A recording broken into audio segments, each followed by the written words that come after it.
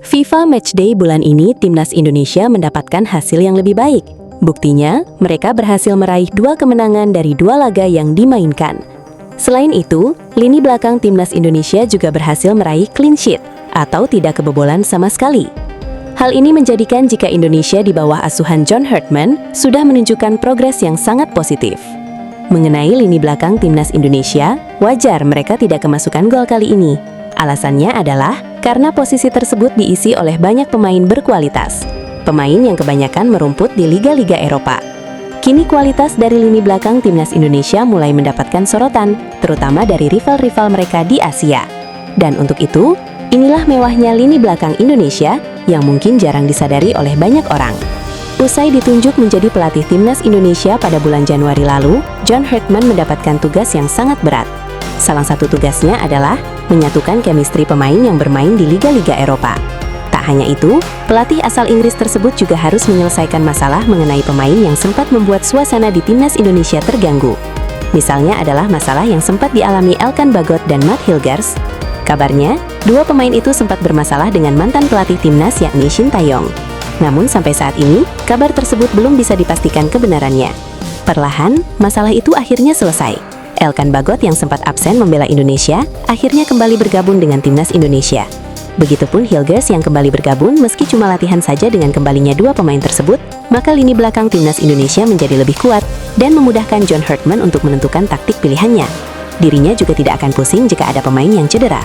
Khusus Bagot, setelah kembali ke timnas, dirinya benar-benar menunjukkan kualitas yang sangat baik. Bahkan dia bisa menjadi pemimpin lini pertahanan di skuad Garuda.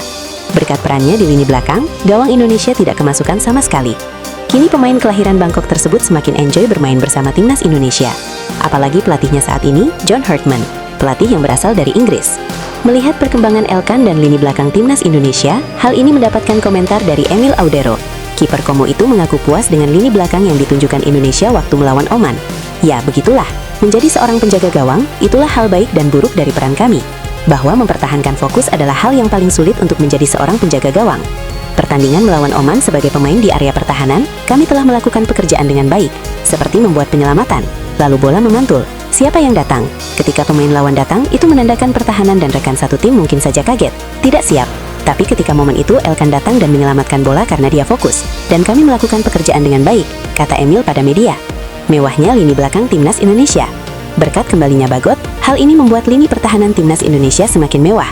Bagaimana tidak? Karena posisi itu adalah posisi yang dihuni oleh pemain-pemain berkualitas, entah yang bermain di Liga Indonesia maupun Eropa. Untuk pemain yang bermain di Liga Indonesia, kita tentu sudah tahu kualitas dari Rizky Ridho. Belum lagi perkembangan yang ditunjukkan oleh Doni Tripamungkas. Untuk pemain yang bermain di Eropa malah lebih ngeri lagi. Di posisi bek tengah, Indonesia memiliki pemain seperti Kevin Dix, Jay Itas, Justin Hofner, Nathan Chufoon hingga Matt Hilgers. Lalu ada juga Kelvin Verdong dan Dain James yang biasa bermain di bek sayap. Jika tadi bek, di posisi penjaga gawang Indonesia juga memiliki kiper yang tidak bisa dianggap remeh. Mereka adalah Emil Audero Mulyadi dan Martin Paes, 2 kiper yang saat ini bermain untuk Como dan Ajax. Jadi bayangkan saja, mungkin Indonesia adalah satu-satunya negara Asia yang sampai berani mencadangkan kiper Ajax dalam laga melawan Oman kemarin. Begitupun sebaliknya, ketika Indonesia memutuskan untuk mencadangkan kiper Como, klub yang tampil mengejutkan di Liga Italia. Kebetulan musim depan keduanya juga akan tampil di kompetisi Eropa. Jika Emil di UCL, maka Martin Paes di ajang Conference League. Siap jadi kejutan di Asia. Dengan susunan lini belakang seperti tadi, jujur saja, lini belakang timnas Indonesia bisa disejajarkan dengan tim-tim besar di Asia. Entah itu Jepang, Korea Selatan hingga Australia. Bahkan baru-baru ini, Bang Jay pernah mendapatkan sorotan dari media Asia soal market value yang dia miliki. Berkat performa luar biasa yang dia tunjukkan, pemain kelahiran Belanda itu kini menjadi bek termahal keempat di Asia, bersaing dengan pemain seperti Kusanov, Kim Min-jae hingga Hirokyo. Dengan harga seperti itu, Jay Itas siap membantu Indonesia meraih prestasi tertinggi di pentas Asia tahun depan, yang merupakan turnamen Piala Asia pertamanya sejak dirinya resmi menjadi WNI.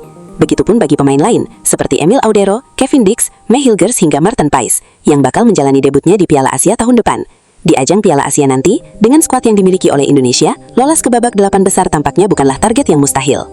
Generasi terbaik timnas Indonesia sepanjang sejarah. Secara tidak langsung, skuad saat ini tampaknya juga menjadi generasi terbaik timnas Indonesia sepanjang sejarah.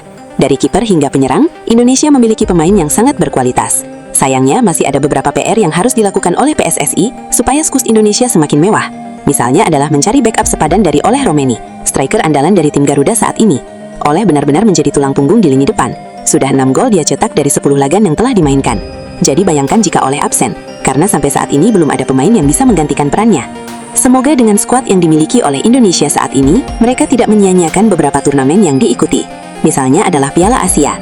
Selain Piala Asia juga ada babak kualifikasi Piala Dunia. Kita harus ingat, skuad Indonesia saat ini adalah skuad yang diproyeksikan untuk lolos ke Piala Dunia tahun 2030. Melihat skuadnya, harusnya timnas Indonesia bisa lolos ke ajang 4 tahunan tersebut. Tinggal bagaimana PSSI jangan sampai blunder lagi ketika mereka memutuskan memecat pelatih di tengah jalan.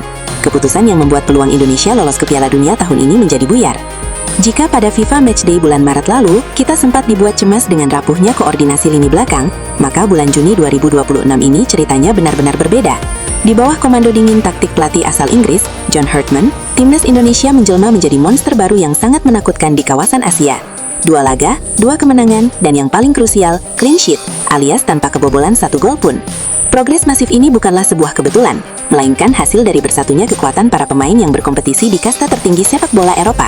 Lini belakang Garuda kini menjelma menjadi tembok berlapis baja yang bahkan membuat penyerang-penyerang elit Asia frustrasi. Mari kita bedah seberapa mewahnya lini pertahanan Indonesia saat ini. Kembali ke bulan Januari lalu saat John Herdman pertama kali ditunjuk, ia langsung dihadapkan pada ujian berat yang menguras pikiran. Tugasnya bukan sekedar meramu taktik di atas kertas, melainkan menyatukan ego dan membangun kembali chemistry para pemain abroad yang merumput di Eropa. Lebih pelik lagi, Herdman harus menyelesaikan isu sensitif masalah lalu, terkait enggangnya hubungan beberapa pemain, seperti Elkan Bagot dan May Hilgers dengan kepelatihan sebelumnya. Namun, lewat pendekatan personal yang cerdas khas pelatih modern, dinginnya hubungan itu berhasil dicairkan. Perlahan tapi pasti, Elkan Bagot kembali mengenakan jersey merah putih, disusul dengan kembalinya May Hilgers ke kamp latihan. Kembalinya dua menara kembar ini langsung mengubah peta kekuatan pertahanan kita. John Herdman kini memiliki kemewahan taktik yang luar biasa, tanpa perlu pusing memikirkan badai cedera. Dampaknya langsung terasa instan. Elkan Bagot, yang lahir di Bangkok dan besar dalam atmosfer sepak bola Inggris, langsung nyetel dengan gaya bermain Herdman. Ia tampil tenang, lugas, dan bertransformasi menjadi jenderal lapangan tengah di area penalti kita. Ketangguhan Elkan bahkan mendapat pujian langsung dari sang penjaga gawang berkelas dunia Emil Audero Mulyadi. Dalam wawancaranya kepada media, Emil tak segan melemparkan pujian tinggi. Emil berujar bahwa menjadi kiper itu berat karena fokus selama 90 menit adalah hal tersulit. Saat laga krusial melawan Oman, ada momen berbahaya di mana pertahanan kita sempat kaget karena bola liar hasil rebound. Namun di detik krusial itu, Elkan Bagot dengan luar biasa datang menyapu bola berkat pembacaan posisi dan fokusnya yang luar biasa. Kombinasi komunikasi inilah yang membuat galang Indonesia tetap suci. Mari kita lihat daftar kemewahan ini secara objektif. Di kancah domestik, kita punya bek lokal berkualitas premium seperti Rizky Ridho, dan talenta muda yang terus meroket Doni Tri Pamungkas. Tapi begitu menengok ke daftar pemain abroad, bulu kudik rival kita di Asia dijamin akan merinding. Untuk posisi bek tengah dan bek sayap, John Herdman memiliki opsi super mewah. Mulai dari Kevin Dix, Justin Hofner, Nathan Chovoon, Mes Hilgers, Kelvin Verdong, hingga Shane Patinama. Sektor penjaga gawang bahkan menyajikan kegilaan tersendiri. Indonesia saat ini diperkuat oleh dua kiper kelas Eropa, Emil Audero yang mengawal Como di Serie A, dan Maarten Paes yang membentengi raksasa Belanda Ajax Amsterdam. Coba bayangkan, Indonesia mungkin menjadi satu-satunya negara di Asia saat ini yang memiliki kemewahan untuk mencadangkan kiper Ajax Amsterdam demi memainkan kiper utama klub Serie A Italia. Lebih ngerinya lagi, musim depan Emil akan bermain di kasta tertinggi Liga Champions Eropa. Maarten Paes akan berjuang di kompetisi Conference League. Kualitas pertahanan selevel ini jelas membuat Indonesia layak disejajarkan dengan raksasa Asia seperti Jepang, Korea Selatan, hingga Australia. Tengok saja, sang tembok kokoh Jai Itas. Media-media Asia baru-baru ini menyoroti lonjakan market value atau nilai pasar Bang Jai yang meroket tajam berkat performa konsistennya. Saat ini, Jai Itas resmi menduduki peringkat keempat sebagai bek termahal keempat di seluruh benua Asia, bersaing ketat dengan pemain seperti Kim In-jae dari Bayern Munchen atau Hiro Kyo. Dengan harga seperti itu, Jai Itas siap membantu Indonesia meraih prestasi tertinggi di pentas Asia tahun depan, yang merupakan turnamen Piala Asia pertamanya sejak dirinya resmi menjadi WNI. Begitupun bagi pemain lain, seperti Emil Audero, Kevin Dix, May Hilgers hingga Maarten Paes, yang bakal menjalani debutnya di Piala Asia tahun depan. Di ajang Piala Asia nanti, dengan skuad yang dimiliki oleh Indonesia, lolos ke babak 8 besar tampaknya bukanlah target yang mustahil. Generasi terbaik timnas Indonesia sepanjang sejarah. Secara tidak langsung, skuad saat ini tampaknya juga menjadi generasi terbaik timnas Indonesia sepanjang sejarah. Dari kiper hingga penyerang, Indonesia memiliki pemain yang sangat berkualitas. Sayangnya masih ada beberapa PR yang harus dilakukan oleh PSSI supaya skuad Indonesia semakin mewah. Misalnya adalah mencari backup sepadan dari Oleh Romeni, striker andalan dari tim Garuda saat ini. Oleh benar-benar menjadi tulang punggung di lini depan. Sudah 6 gol dia cetak dari 10 laga yang telah dimainkan. Jadi bayangkan jika Oleh absen, karena sampai saat ini belum ada pemain yang bisa menggantikan perannya. Semoga dengan skuad yang dimiliki oleh Indonesia saat ini, mereka tidak menyia-nyiakan beberapa turnamen yang diikuti. Misalnya adalah Piala Asia. Selain Piala Asia juga ada babak kualifikasi Piala Dunia. Kita harus ingat, skuad Indonesia saat ini adalah skuad yang diproyeksikan untuk lolos ke Piala Dunia tahun 2030. Melihat skuadnya, harusnya timnas Indonesia bisa lolos ke ajang 4 tahunan tersebut. Tinggal bagaimana PSSI jangan sampai blunder lagi ketika mereka memutuskan memecat pelatih di tengah jalan. Keputusan yang membuat peluang Indonesia lolos ke Piala Dunia tahun ini menjadi buyar. Kendati lini belakang kita sudah sewangi parfum Eropa, timnas Indonesia tidak boleh cepat berpuas diri. Skuad ini diakui sebagai generasi terbaik sepanjang sejarah sepak bola tanah air. Namun PSSI masih memiliki pekerjaan rumah yang sangat krusial di lini depan. Kita tidak bisa terus-menerus bertumpu pada ketajaman oleh Romeni sendirian. Striker andalan kita ini memang luar biasa, dengan catatan 6 gol dari 10 laga yang telah dimainkan. Namun jika oleh sampai absen atau cedera, kita belum memiliki pelapis yang sepadan di lini depan. Generasi emas ini diproyeksikan dan dibangun dengan satu mimpi besar, lolos ke putaran final Piala Dunia tahun 2030. Skuadnya sudah siap, taktik pelatihnya sudah matang. Kini bola panas ada di tangan PSSI selaku federasi. Jangan sampai ada lagi keputusan blunder atau pemecahan pelatih di tengah jalan yang justru merusak harmoni tim dan membuyarkan mimpi seluruh rakyat Indonesia. Bagaimana pendapat kalian melihat super mewahnya lini belakang timnas kita saat ini?